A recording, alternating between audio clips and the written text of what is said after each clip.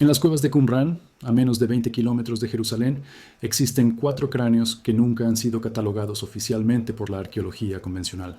No es por falta de interés, es por una decisión deliberada. Desde 1967, tras la Guerra de los 6 días, cuando Israel asumió el control de la región, las excavaciones en las cuevas específicas donde se hallaron estos cráneos fueron interrumpidas. Nunca se retomaron bajo una supervisión académica abierta. La cuestión no es si los cráneos existen. Existen. La pregunta es, ¿qué miden? ¿Qué significa eso? ¿Y por qué el acceso a ellos se convirtió en una zona nebulosa entre la arqueología, la política y la interpretación teológica? Si la respuesta fuese simple, si se tratara solo de cráneos humanos más grandes dentro de la variación normal, no habría motivo para el silencio. Y sin embargo, el silencio persiste. Hoy seguiremos el rastro de las evidencias, desde lo que los textos de Qumran dicen realmente sobre los hijos de Dios y los gigantes, pasando por las medidas craneales filtradas en informes extraoficiales, hasta las razones declaradas y ocultas para la prohibición de las excavaciones. Al final, entenderás por qué esta historia conecta el Génesis 6, el libro de Enoc, y una decisión política que mantiene a los arqueólogos independientes lejos de estas cuevas desde hace más de 50 años. Si buscas investigaciones que vayan más allá de lo superficial, que traten la evidencia con seriedad y respeten tanto la tradición como la ciencia, suscríbete ahora. Este canal existe para quienes no aceptan respuestas prefabricadas. Pulsar el botón de suscripción toma 3 segundos y garantiza que no te pierdas ninguna pieza de este rompecabezas. Lo que sabrás al finalizar este vídeo. Primero, las dimensiones reales de estos cráneos y cómo se comparan con el patrón del sapiens moderno y antiguo. Segundo, ¿qué dicen los manuscritos del Mar Muerto, hallados en las mismas cuevas sobre un linaje de gigantes antediluvianos, y por qué estos pasajes son tratados como textos marginales por la academia tradicional? Tercero, la cronología exacta de la prohibición de las excavaciones, quién tomó la decisión y qué admiten las fuentes oficiales frente a lo que relatan las fuentes internas. 3 preguntas guiarán esta investigación. Primera, ¿son los cráneos anatómicamente humanos o presentan características que desafían la clasificación estándar? Segunda, si los textos de Qumran hablan de los Nefilim como una entidad histórica y no solo alegórica, ¿por qué la arqueología convencional ignora esta lectura? Tercera, ¿qué ocurrió exactamente en 1967 que transformó a Qumran en una zona controlada? ¿Y quién tiene acceso hoy a los artefactos que no están en exhibición pública? Qumran es conocida mundialmente por los manuscritos del Mar Muerto, descubiertos entre 1947 y 1956. Cientos de textos, muchos bíblicos, algunos apócrifos, otros completamente desconocidos hasta entonces. La narrativa oficial habla de una comunidad esenia aislada, de escribas piadosos que copiaban y preservaban textos sagrados, pero entre esos textos hay fragmentos que no encajan en esa historia impecable. El fragmento 4.531, por ejemplo, parte del libro de Enoc en arameo, describe a los Nefilim no como una metáfora moral, sino como un linaje genético. Habla de su altura, de su fuerza desproporcionada, de su origen como híbridos entre los hijos de Dios y las hijas de los hombres. Habla de nombres propios, de reinos, de destrucción. La comunidad que preservó este texto lo trató como historia, no como una parábola. Esto crea la primera incomodidad. Si los esenios de Qumran consideraban a Enoc literatura histórica relevante, ¿por qué la arqueología moderna trata esos mismos fragmentos como una mera curiosidad teológica? Los 4 cráneos fueron hallados en una cámara lateral de la Cueva 4, la misma que produjo la mayor cantidad de manuscritos. Fueron descubiertos en 1952, durante las excavaciones lideradas por Roland Devaux, arqueólogo dominico. Los informes preliminares de la época, aún accesibles en los archivos del Museo Rockefeller en Jerusalén, mencionan restos óseos de dimensiones inusuales, pero sin entrar en detalles. Devaux murió en 1971 sin publicar un análisis completo de los hallazgos óseos. Lo que se sabe proviene de 2 fuentes paralelas. Primero, fotografías de campo, nunca publicadas oficialmente, que circularon entre académicos en los años 80. Segundo, informes de antropólogos físicos que tuvieron un breve acceso a los cráneos antes de la reorganización de los artefactos post-1967. Uno de esos informes, firmado por un médico forense israelí llamado Niku Haas, describe uno de los cráneos con una capacidad craneal estimada en 800 centímetros cúbicos, para que sirva de referencia. El promedio del sapiens masculino moderno oscila entre los 200 y 400. Los neandertales llegaban a los 500 o 600. El cráneo de Haas, si la medida es correcta, supera a ambos. Esto no prueba automáticamente un gigantismo patológico, pero exige una explicación. Y ninguna ha sido publicada de forma oficial. Ahora, antes de proseguir, debemos separar claramente el dato verificable de la interpretación. Dato. Existen 4 cráneos en Qumran, mencionados en informes de campo de 1952. Dato. Al menos uno de ellos fue medido y registrado con una capacidad craneal por encima del estándar Sapiens. Interpretación A. Esto indica un linaje humano desconocido o mal documentado, posiblemente relacionado con los gigantes, mencionados en textos antiguos. Interpretación B.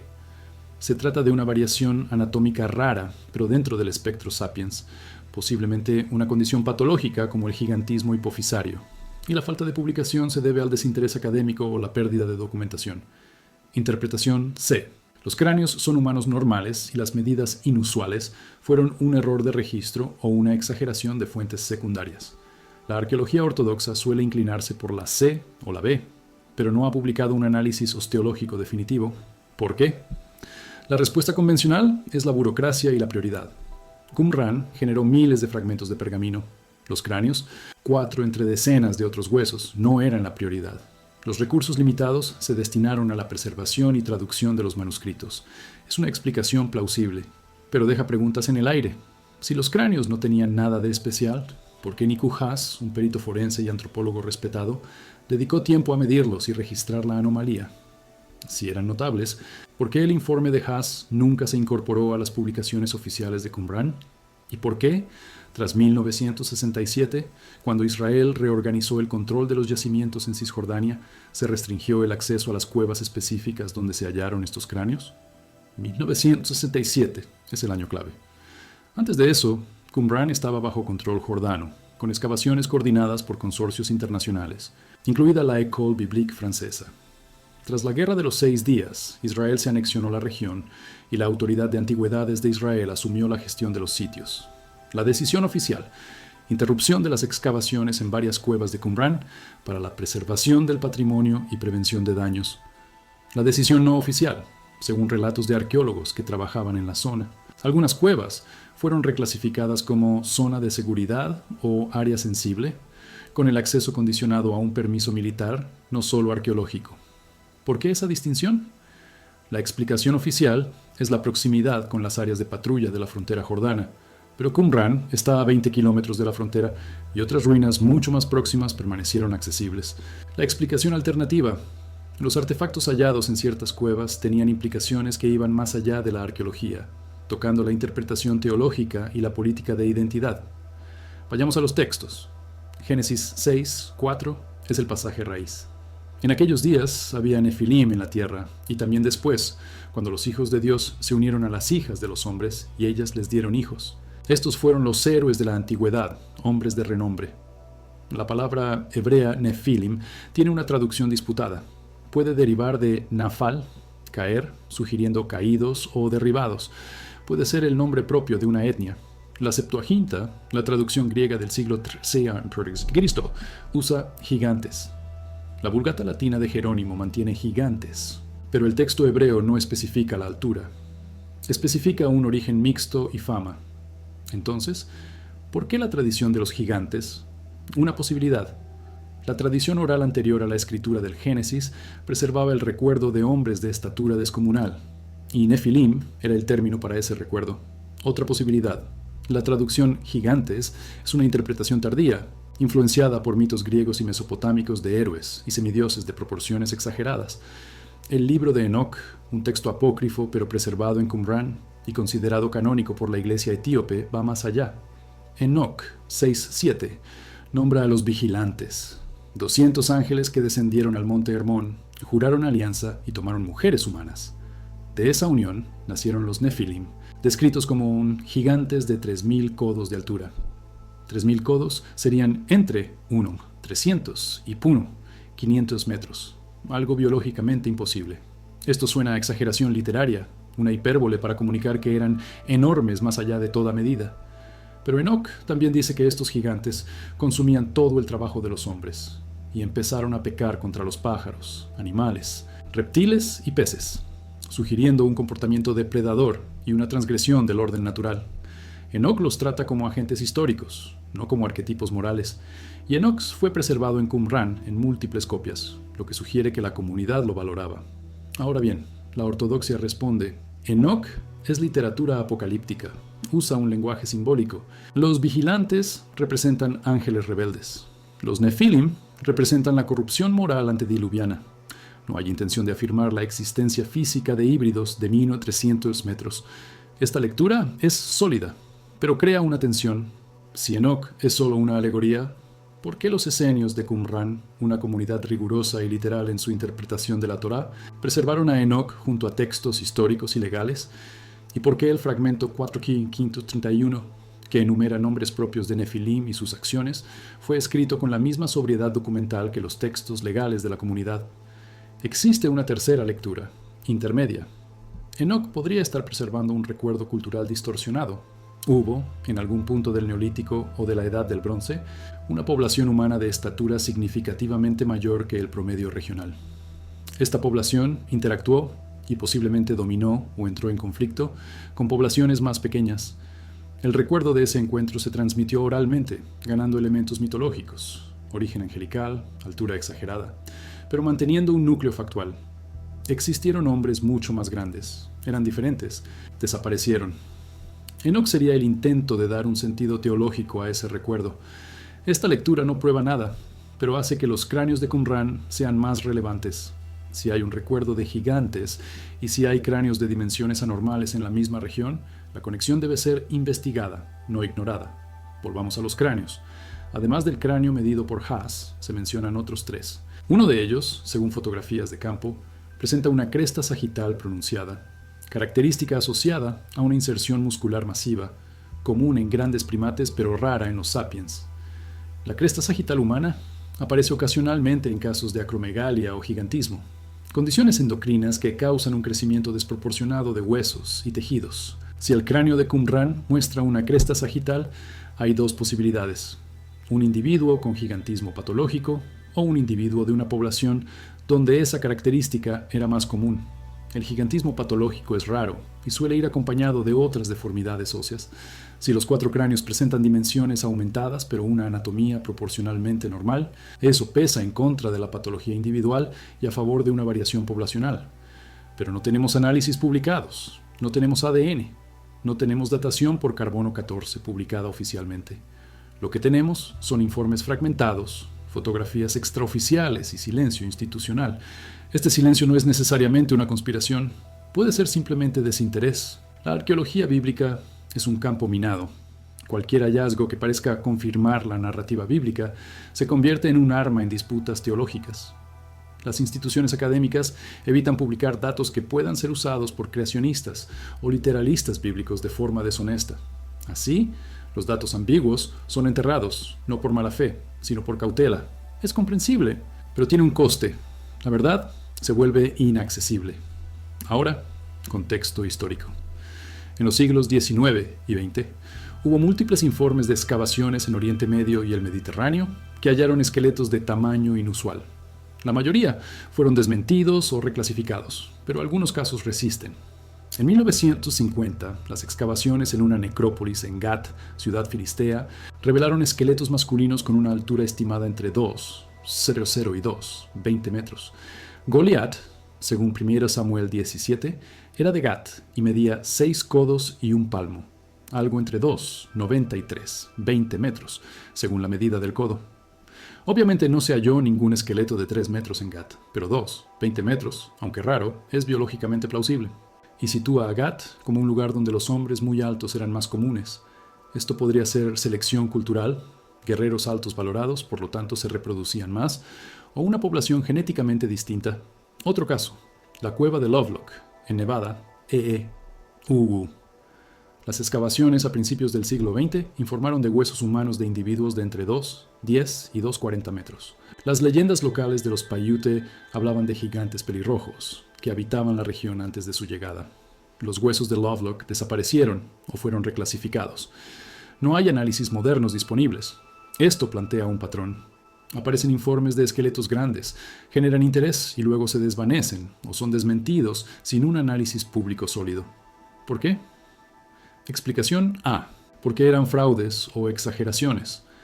Explicación B, porque la ciencia de la época era amateur y poco fiable.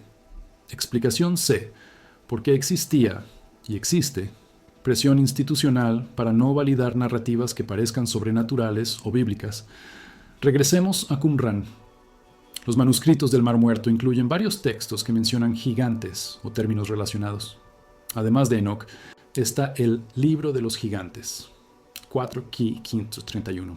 Fragmentario pero claro, narra a los Nefilim como individuos con nombres, Ojya, Jahya, que tienen sueños proféticos sobre su propia destrucción en el diluvio. El texto los trata como agentes conscientes, no como símbolos. También está Jubileos, otro texto preservado en Qumran, que describe a los Nefilim como hombres de renombre, que enseñaron a las mujeres la hechicería y a los hombres la guerra. Esto suena al recuerdo de una élite dominante, tecnológica o militarmente superior, que fue mitificada como semidivina. Si unimos estos fragmentos, tenemos un cuadro. Los textos de Qumran preservan la tradición de un linaje humano diferenciado, de tamaño y capacidad por encima de lo común, que existió antes de un evento catastrófico, el diluvio, y desapareció. Esta tradición es tratada por los escribas de Qumran como historia, no como mito. Ahora bien, eso no prueba que la tradición sea factual, pero exige que se tome la tradición lo suficientemente en serio como para verificar si hay evidencia física que la sustente. Y los cráneos son exactamente eso, evidencia física posible, pero no accesible. Desde 1967, las peticiones de arqueólogos independientes para excavar o analizar los artefactos de las cuevas específicas donde se hallaron los cráneos han sido denegadas o desviadas. La justificación oficial varía: preservación del sitio, falta de recursos, necesidad de permisos especiales, que no son prioritarios. Sin embargo, hay relatos de arqueólogos que lograron acceder a otras cuevas de Qumran sin dificultad, pero fueron frenados específicamente en las cuevas 4 y 11, donde se hallaron la mayoría de los manuscritos más sensibles y los cráneos. Esto sugiere que la restricción no es general, sino selectiva, y la selectividad implica un criterio. ¿Cuál? Una posibilidad. Los artefactos de esas cuevas tienen implicaciones teológicas que el Estado de Israel prefiere no agitar. Qumran es central para la identidad judía y cristiana. Validar lecturas literales de los Nefilim podría fortalecer fundamentalismos religiosos indeseados. Otra posibilidad: los artefactos revelan algo sobre la población prehistórica de la región que complica las narrativas de continuidad poblacional. Israel tiene un interés político en demostrar la continuidad entre los antiguos israelitas y los judíos modernos. Si los cráneos sugieren una población distinta, genética o morfológicamente, eso complica el relato. Tercera posibilidad: los cráneos son realmente humanos normales, y la restricción es solo burocracia kafkiana sin intención oculta. Ninguna de estas posibilidades es verificable sin acceso a los cráneos. Y ese es el punto. La ciencia funciona con transparencia. Si los cráneos son normales, publica el análisis y termina con la especulación. Si son anormales pero explicables, públicalo y explícalo. Si son algo que desafía la clasificación, públicalo y admite el misterio. El silencio alimenta la especulación, y la especulación no es conocimiento. Conectemos ahora los cráneos de Qumran con otros hallazgos en la región que siguen un patrón similar. Evidencia física intrigante seguida de silencio o desmentido. En 2004, excavaciones en Tel Megiddo, al norte de Israel, revelaron una necrópolis de la Edad del Bronce con esqueletos de una altura media de 1,85 metros, significativamente por encima del promedio regional de la época, que estaba entre 1,60 y 1,70. Los huesos fueron datados por carbono 14 aproximadamente en el 500 Natter, periodo que coincide con las narrativas bíblicas sobre los hijos de Anak, descritos en Números 13 como gigantes que aterrorizaban a los espías hebreos. La arqueología convencional explica una población filistea o cananea con una nutrición superior, por lo tanto, mayor altura. Es una explicación válida, pero no explica por qué esa población, si solo estaba bien alimentada, desapareció por completo del registro genético posterior. Los estudios de ADN antiguo en poblaciones levantinas modernas no muestran marcadores significativos de un linaje distintivamente alto. Esto sugiere que la población de Megiddo, si existió como grupo genéticamente cohesionado, fue exterminada o asimilada, sin dejar un rastro genético detectable. Otro patrón. En 1979, durante excavaciones en el monte Hermón, cerca de la frontera entre Israel y Siria, se hallaron fragmentos de huesos largos, fémures y tibias, que indicaban una altura estimada de 2,30 a 2,50 metros. El monte Hermón es geográficamente significativo porque es el lugar donde, según Enoch 6, los vigilantes descendieron y juraron. ¿Coincidencia? Posiblemente, pero es una coincidencia que pide atención. Los huesos del Hermón fueron enviados para su análisis a la Universidad Hebrea de Jerusalén. El informe preliminar confirmó la autenticidad, huesos humanos, no de animales, y una datación aproximada de entre 3, 0 y 4.000 años. Después de eso, silencio. No hay ninguna publicación posterior. Los intentos de investigadores externos por acceder a los huesos o a los datos del análisis fueron denegados con la justificación de material perdido durante la reorganización del archivo. Perder huesos humanos de 2-50 metros de altura es una negligencia notable, si es que eso fue lo que ocurrió. Apliquemos la navaja de Occam. ¿Qué explicación requiere menos presupuestos extraordinarios? A. Se encuentran huesos de gigantes, pero siempre desaparecen o son desmentidos porque hay una conspiración global para ocultar la evidencia de los Nefilim. Esta explicación exige coordinación entre gobiernos, universidades, museos y arqueólogos de decenas de países y religiones diferentes, todos manteniendo un secreto perfecto durante décadas. Poco probable. B. Se informa de huesos de gigantes, pero la mayoría son fraudes, exageraciones o errores de medición. El análisis científico riguroso los desmiente y por eso no se publican. Es una explicación plausible y que encaja en la mayoría de los casos. C. Se encuentran ocasionalmente huesos de tamaño inusual, son reales, pero la comunidad científica evita publicarlos porque 1. No encajan en los modelos establecidos. 2. Serían usados de forma deshonesta por grupos fundamentalistas. O 3. Hay un desinterés institucional en temas sensacionalistas. Esta explicación también es plausible y no exige una conspiración, solo cautela excesiva o sesgo. La verdad probablemente esté en algún punto entre la B y la C. La mayoría de los relatos de esqueletos gigantes son fraudes o exageraciones, pero algunos casos, como Qumran, Megiddo, Hermón y Gat, tienen suficiente documentación, fotografías, informes preliminares, múltiples testigos, para sugerir que se encontró algo real que luego salió del radar. Esto no prueba a los Nefilim, prueba que hay lagunas en la transparencia científica. Ahora, una hipótesis alternativa. ¿Y si los Nefilim no fuesen una categoría biológica, sino cultural? Supongamos que durante el Neolítico y el inicio de la Edad del Bronce, diferentes poblaciones humanas, todas Homo sapiens, pero con una variación genética regional mayor que la actual, coexistían. Una de esas poblaciones, por selección natural o deriva genética, desarrolló una altura media significativamente mayor. Esta población controlaba recursos o territorios estratégicos. Era vista por poblaciones más pequeñas como una amenaza o una élite dominante. Con el tiempo, mediante la guerra, la enfermedad o la asimilación, esa población desapareció. Pero su recuerdo sobrevivió en forma de leyenda. Los gigantes antiguos, los hijos de Dios, los Nefilim. Textos como el Génesis 6 y Enoch serían entonces intentos de dar una explicación teológica a un recuerdo histórico real. Los hijos de Dios no serían ángeles literales, sino hombres de una élite percibidos como divinos por su estatura, fuerza o dominio tecnológico. Esta hipótesis no requiere elementos sobrenaturales, pero explica los textos y la evidencia física parcial que tenemos. Contraargumento ortodoxo: si esa población existió y era tan distinta, ¿dónde está el ADN? Tenemos secuencias genómicas de neandertales, denisovanos, Homo erectus. Si hubo una población sapiens de estatura descomunal, deberíamos hallar marcadores genéticos, y no los hallamos. Respuesta posible: porque nadie los busca. Los estudios de ADN antiguos se centran en poblaciones conocidas o en fósiles de especies diferentes. Los huesos de gigantes, si se tratan como anomalías o fraudes, no entran en el protocolo de análisis genético. Además, si la población desapareció sin descendientes, o si fue completamente asimilada en poblaciones mayores, los marcadores podrían estar demasiado diluidos para ser detectados sin un muestreo masivo. Sería necesario un estudio dirigido, tomar los cráneos de Qumran, Megiddo, Hermón, extraer el ADN, secuenciarlo y compararlo. Eso no se ha hecho públicamente. Puede que se haya hecho en privado y los resultados no se hayan divulgado. O simplemente no se ha hecho. Aquí entra la frustración legítima de quien investiga este tema. No pedimos que la ciencia pruebe a los Nefilim. Pedimos que la ciencia sea transparente con los datos que tiene. Si los cráneos existen, ¿dónde están? Si fueron analizados, publica los resultados. Si no lo fueron, ¿por qué? Si se perdieron, ¿cómo es eso aceptable? Estas preguntas no son irracionales. Son peticiones básicas de rendición de cuentas científica. Volvamos a los textos. Números 13:33 relata a los espías hebreos diciendo: también vimos allí a los Nefilim, los hijos de Anak, descendientes de los Nefilim.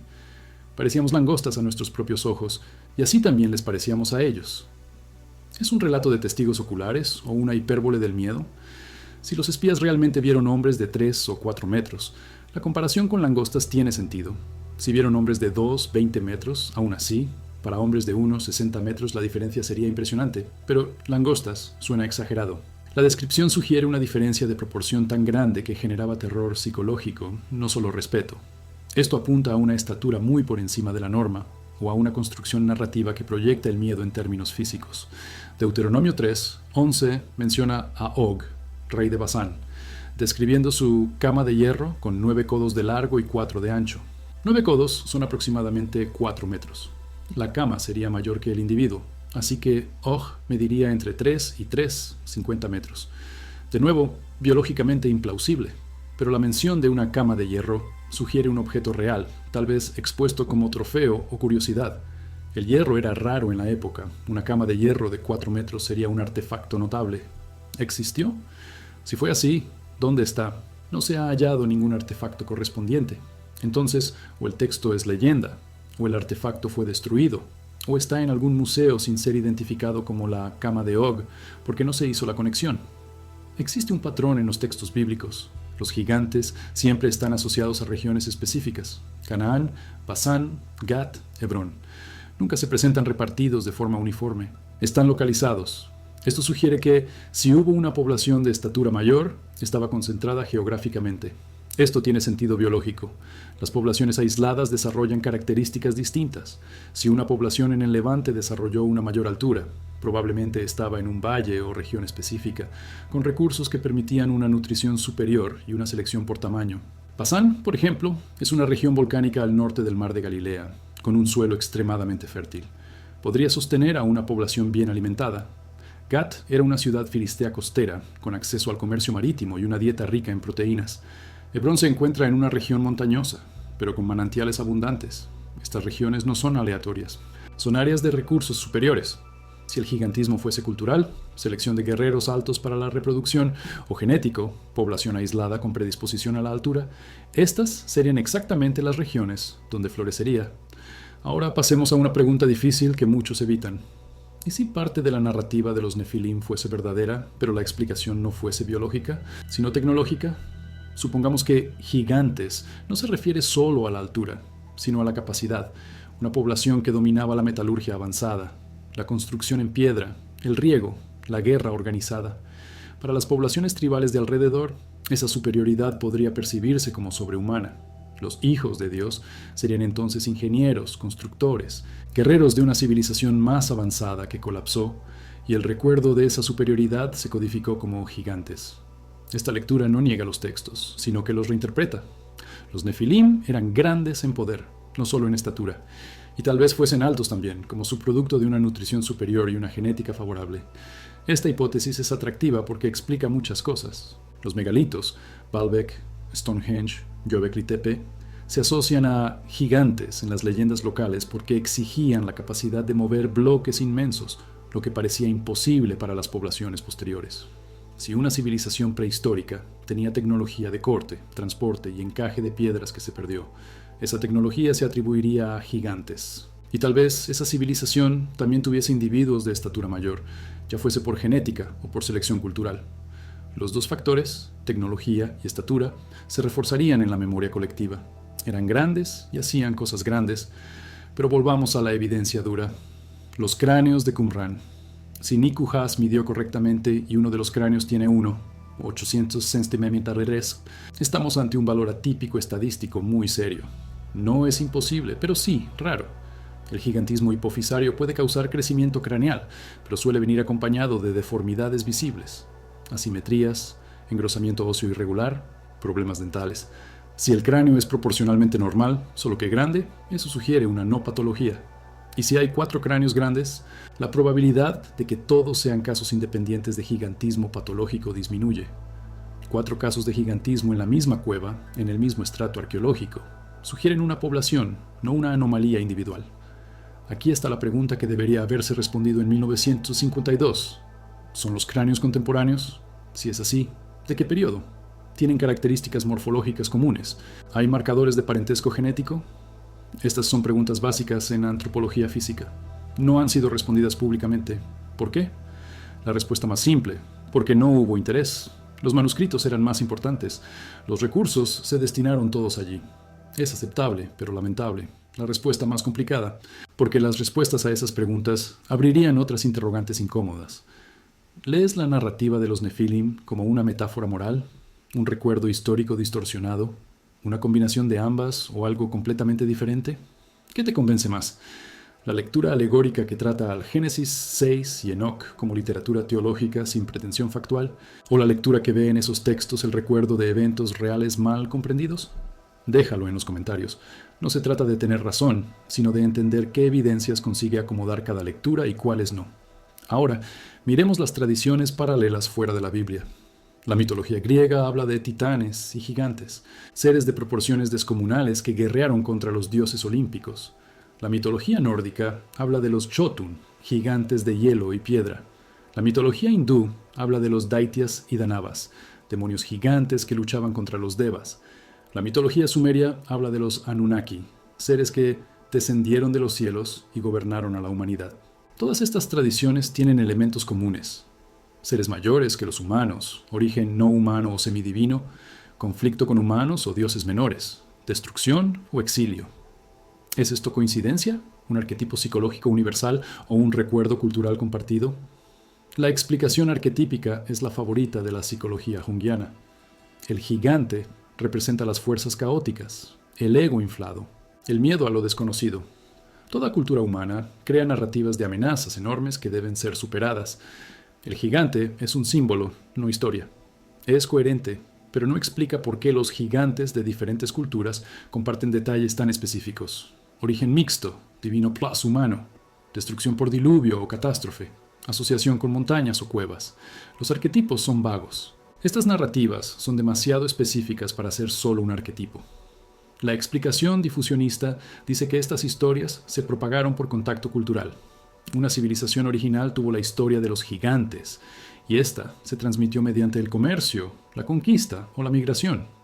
Es posible, pero exige que civilizaciones separadas por océanos, sumerios y mayas, por ejemplo, tuvieran un contacto indirecto a través de cadenas culturales que no dejaron otro rastro. No es imposible, pero sí especulativo. La explicación del recuerdo compartido dice que hubo un evento real, global o casi global, presenciado por diferentes poblaciones. Ese evento involucró un enfrentamiento con una población humana o no humana de características distintas. El recuerdo se preservó en mitos locales, ganando una coloración teológica específica en cada cultura, pero manteniendo un núcleo factual. Esta explicación es la más controvertida, pero también la que mejor explica la universalidad y la especificidad de las narrativas. ¿Qué evento podría ser? Hipótesis 1. Durante el final de la última era glacial. 12 Metzeler a 10 Middle a Christer. Los cambios climáticos drásticos forzaron una migración masiva.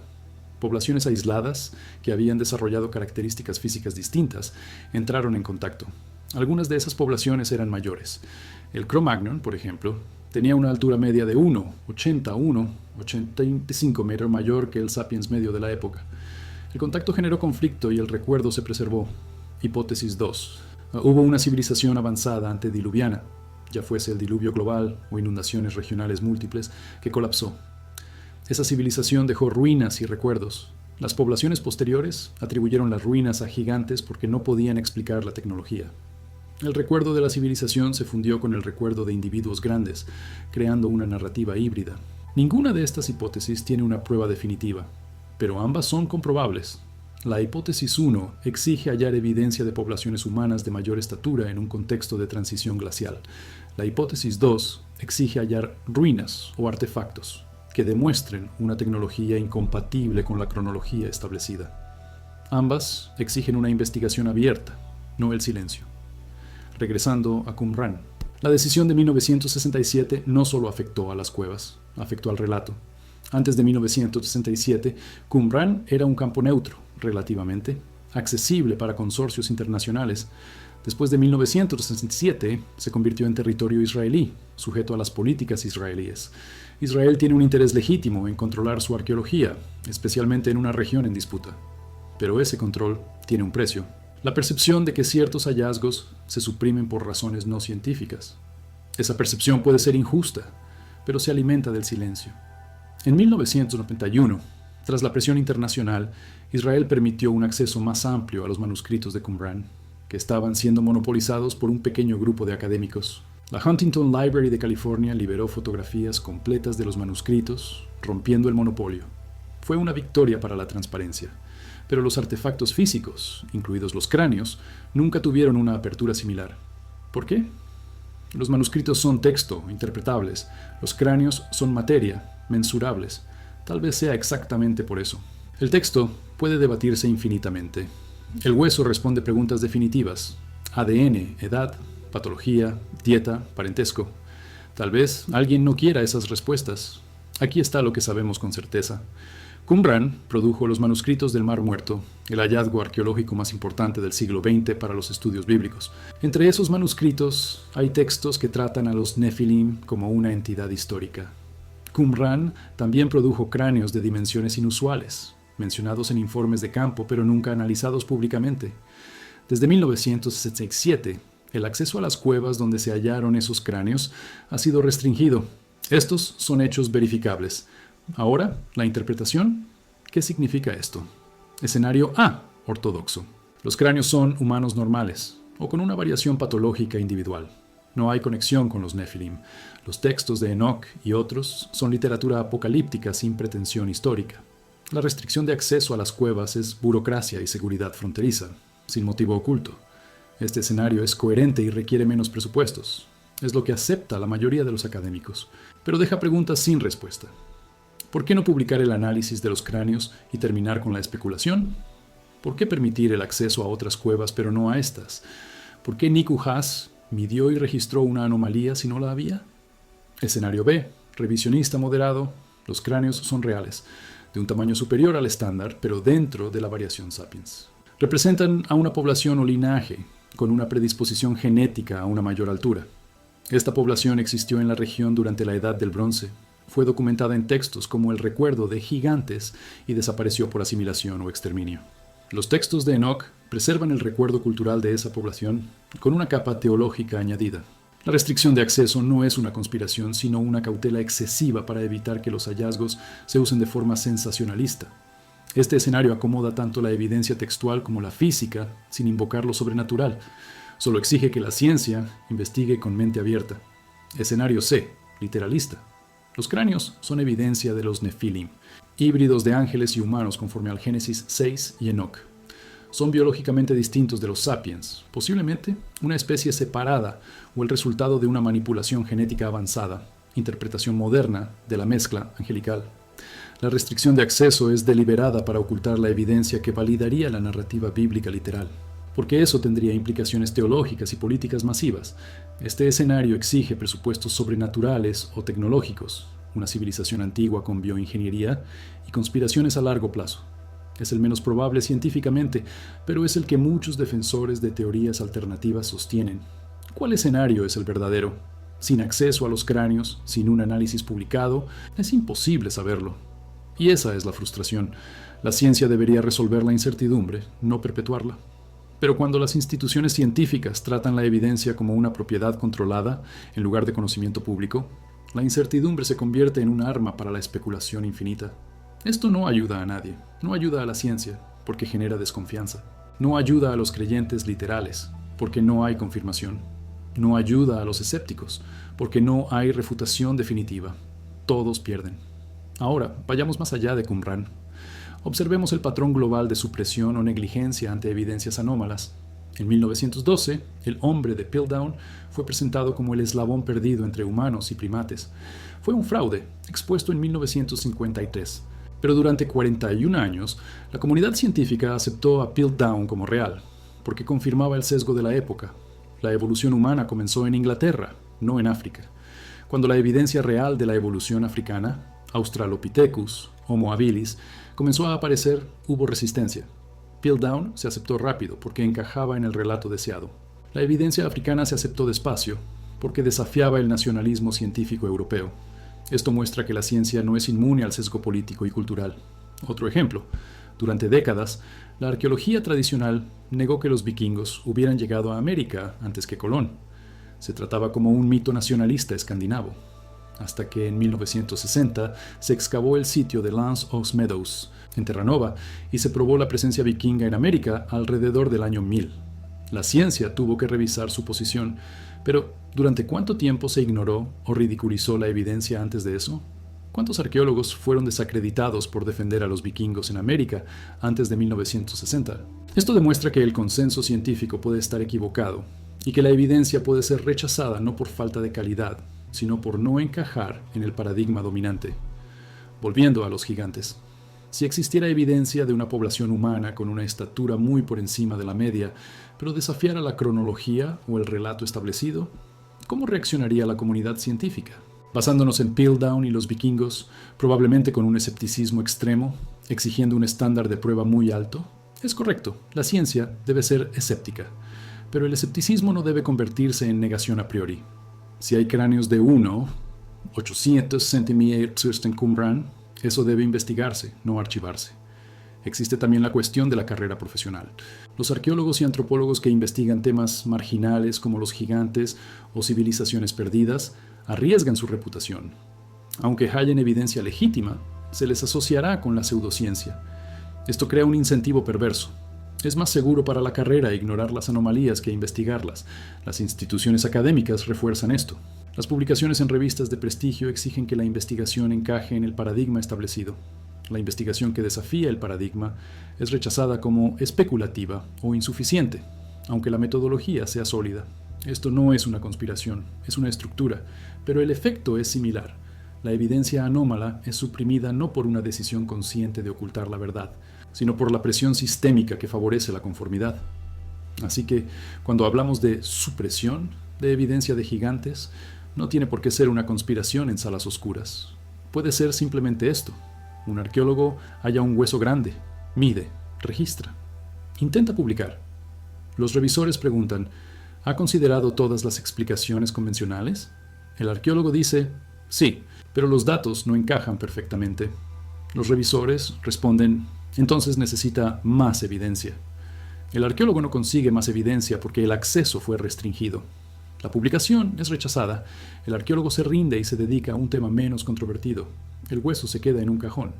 Años después, nadie sabe dónde está. ¿Es eso supresión? Técnicamente, no. ¿Es negligencia? Sí. Y el resultado final es el mismo. La evidencia desaparece. Ahora, un reconocimiento justo. La arqueología convencional tiene razón en muchas de sus cautelas. Los fraudes son comunes. Los gigantes de Cardiff, los gigantes de la Patagonia, los gigantes de Arizona. Todos fueron desmentidos. Constantemente circulan fotos manipuladas en Internet. Los relatos sensacionalistas venden libros, pero destruyen la credibilidad científica. Así que, cuando los arqueólogos serios ven una afirmación sobre cráneos de gigantes, el reflejo natural es un escepticismo profundo. Y ese reflejo es saludable, pero no debe ser absoluto. Debe haber espacio para la investigación honesta de las anomalías sin que el investigador sea etiquetado automáticamente como charlatán. Volvamos a los textos por última vez. Génesis 6:4 dice que había nefilim en aquellos días y también después. También después es un detalle curioso. ¿Después de qué? ¿Después del diluvio? Pero el diluvio debería haber destruido todo excepto a Noé y su familia. Si los nefilim existieron después, o bien sobrevivieron al diluvio o fueron regenerados. Números 13 lo confirma. Los nefilim existen en la tierra de Canaán siglos después del diluvio. ¿Cómo? Hay 3 explicaciones. Primera, nefilim en Números no se refiere a los mismos nefilim del Génesis, es solo un término genérico para hombres grandes. Segunda, algunos nefilim o su linaje genético sobrevivieron al diluvio, tal vez a través de Noé o de sus nueras. Especulación de algunos comentaristas antiguos. Tercera, los hijos de Dios volvieron a mezclarse con las hijas de los hombres tras el diluvio, engendrando una nueva generación de nefilim. Ninguna de estas explicaciones es satisfactoria dentro de una lectura literal estricta. Si el diluvio fue global y total, nada antediluviano debería haber sobrevivido, excepto lo que estaba en el arca. Y el Génesis 6 sugiere que Dios envió el diluvio precisamente para destruir a los Nefilim y la corrupción que representaban. Así que si reaparecen, o el diluvio no fue total, o la estrategia divina falló. Esto crea una tensión teológica. Las lecturas no literales resuelven esto. Nefilim, en números, es una metáfora o un término aplicado retroactivamente a poblaciones de mayor estatura, pero eso debilita la coherencia interna del relato. Existe una salida intermedia. El diluvio fue regional, no global. Destruyó la civilización mesopotámica, pero no el mundo entero. Las poblaciones fuera de la región afectada, incluidos posibles Nefilim en Canaán o Basán, sobrevivieron. Cuando los hebreos llegaron a Canaán siglos después, hallaron descendientes de esa población y los identificaron como Nefilim, porque encajaban en la descripción que tenían de los Nefilim antediluvianos. Esta lectura mantiene el núcleo histórico de los textos, sin exigir un milagro global. Es compatible con la geología, no hay evidencia de un diluvio global reciente, y con la arqueología. Las civilizaciones fuera de Mesopotamia no muestran una ruptura total en el periodo del diluvio bíblico. Pero si el diluvio fue regional, esto cambia completamente la interpretación del Génesis. Pasa de ser un evento cosmológico a una catástrofe regional, de un reinicio global a un trauma cultural localizado. Muchos teólogos se resisten a esto porque disminuye la escala de la narrativa, pero las narrativas regionales pueden ser igualmente profundas. Una inundación que destruye el mundo conocido de una población es, para esa población, el fin del mundo. No necesita ser global para ser apocalíptica. Vamos ahora a unir todos los hilos. Tenemos textos antiguos, Génesis, Enoc, Números, que describen a los Nefilim como una población real, de estatura mayor, origen mixto, destruida pero con remanentes. Tenemos tradiciones paralelas en múltiples culturas describiendo gigantes, con detalles específicos similares. Tenemos hallazgos arqueológicos ocasionales, Qumran, Megido, Hermón, Gat, de huesos de tamaño inusual, seguidos de silencio o restricción de acceso. Tenemos textos preservados en Qumran que tratan a los Nefilim como historia, no como mito. Tenemos una decisión política de 1967 que restringió el acceso a cuevas específicas. Tenemos una falta de publicación de análisis osteológicos o genéticos de los cráneos. Tenemos un patrón de cautela científica que, justificadamente o no, trata el tema como un tabú. ¿Qué significa todo esto? Hay 3 conclusiones posibles. Conclusión 1. No significa nada. Coincidencias, exageraciones, cautela científica razonable. Los Nefilim son un mito. Los cráneos son normales o se han perdido. Las restricciones son burocráticas. Esta es la posición segura y probablemente mayoritaria. Conclusión 2. Significa que hubo una población humana, sapiens, de estatura significativamente mayor que el promedio regional, concentrada en ciertas áreas del Levante durante la Edad del Bronce. Esta población fue documentada en los textos como gigantes o nefilim. Existe evidencia física, pero es escasa y está mal documentada. Se necesita más investigación, pero se evita por cautela institucional. Esta es la posición moderada y científicamente defendible. Conclusión 3. Significa que había entidades no humanas o híbridas, según la descripción literal de los textos. La evidencia física fue suprimida deliberadamente. Esta es la posición literalista y exige presupuestos que la ciencia moderna no puede validar. ¿Cuál conclusión aceptes depende de tu marco interpretativo? Si partes del materialismo metodológico, solo las causas naturales son válidas, optarás por la conclusión 1 o 2. Si partes del literalismo bíblico, los textos sagrados son históricamente precisos en todos sus detalles, optarás por la conclusión 3. Pero independientemente del marco, una cosa está clara: falta transparencia. Y la transparencia es lo que permite que diferentes marcos dialoguen y pongan a prueba sus hipótesis. ¿Qué debería ocurrir? Primero, los cráneos de Qumran deberían ser localizados, si aún existen. Segundo, debería realizarse un análisis osteológico completo por parte de un equipo internacional con múltiples especialistas para evitar sesgos. Tercero, deberían realizarse y publicarse la datación por carbono 14 y el análisis de ADN en una revista revisada por pares, peer-reviewed. Cuarto, los resultados deberían ponerse a disposición del público, independientemente de lo que revelen. Quinto, si los cráneos se perdieron, debería admitirse oficialmente y hacerse un esfuerzo para verificar si existen copias fotográficas o moldes. Sexto, el acceso a las cuevas debería reabrirse para excavaciones arqueológicas bajo una supervisión adecuada, siendo la única restricción la preservación del sitio, no la interpretación teológica o política. ¿Es mucho pedir? En teoría no. En la práctica, al parecer, sí. porque nada de esto ha ocurrido en más de 50 años, y cuanto más tiempo pasa, más difícil resulta. Los huesos se degradan, los documentos se pierden, los testigos mueren. Si en 1967 había 4 cráneos bien preservados, hoy podrían estar fragmentados o destruidos. Si había fotografías claras, hoy podrían estar borradas o en archivos inaccesibles. El tiempo no corre a favor de la verdad, corre a favor del olvido, pero el olvido no es un destino inevitable, es una elección. Las instituciones eligen qué preservar y qué dejar desaparecer. Los arqueólogos eligen qué investigar y qué ignorar. Los gobiernos eligen qué abrir y qué cerrar. Y cada una de esas elecciones conlleva una responsabilidad. Responsabilidad con el conocimiento, con la historia, con las futuras generaciones que querrán saber qué ocurrió realmente. ¿Quiénes éramos? ¿De dónde venimos? Estas preguntas no son triviales, no son solo curiosidad. Son centrales para la identidad humana. Si hubo una población humana radicalmente diferente a nosotros, que existió y desapareció, eso cambia nuestra forma de entender nuestra propia historia. Si los textos antiguos preservan un recuerdo real de esa población, eso cambia nuestra forma de leer esos textos. Si la ciencia falló al investigar esto adecuadamente, eso cambia nuestra forma de confiar en la ciencia. Lo que está en juego es mucho, por eso la transparencia es tan crucial. Ahora, para ser absolutamente justos, tal vez la verdad sea decepcionante. Tal vez los cráneos, si se analizan, revelen ser exactamente lo que dice la ortodoxia. Humanos normales, o con una patología conocida, sin nada extraordinario. Si ese es el caso, excelente. Públicalo y termina con la especulación, pero hasta que eso se haga, la especulación continuará, y justificadamente, porque el silencio no es una respuesta. El silencio es el combustible de la duda.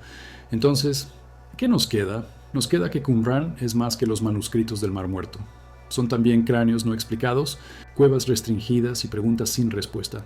Nos queda que los Nefilim, sean mito o recuerdo, merecen una investigación honesta, no un dogma ortodoxo ni una fantasía literalista.